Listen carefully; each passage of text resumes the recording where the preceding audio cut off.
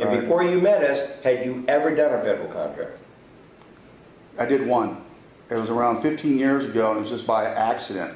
It was for the U.S. Coast Guard, and it was a small job. It was like $20,000. I didn't make maybe $2,000 or $3,000 profit on that job, and I didn't even know.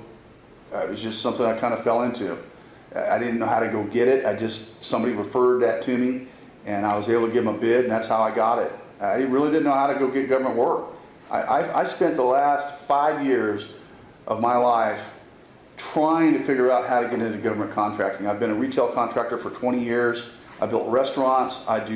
Built out retail shopping centers, worked in high-end malls, did all kinds of construction. And I was trying to figure out how to break into the federal contracting business and do it successfully. And it just seemed like everywhere I looked, every other little place that was out there on the, sending out emails to you about come to our seminar, come to here, all those were just dead ends. They were like ghosts. You follow them around and then they eventually go away.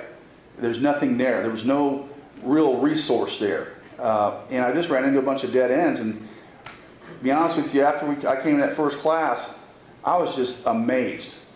Simply amazed at the techniques that you guys use, how easy it is.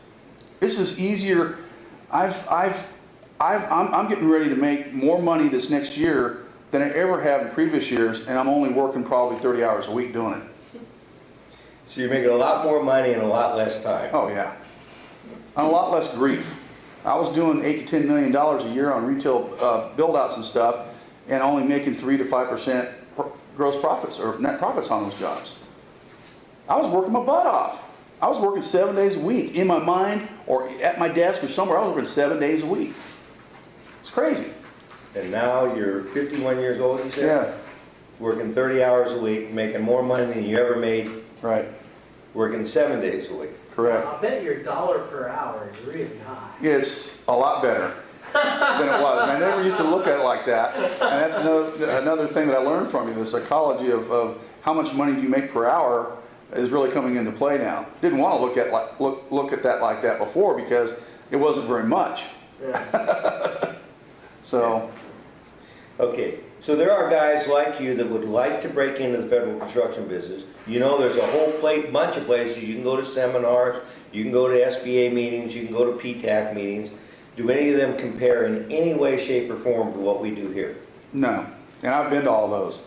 I've been to all kinds of, I went the SBA route.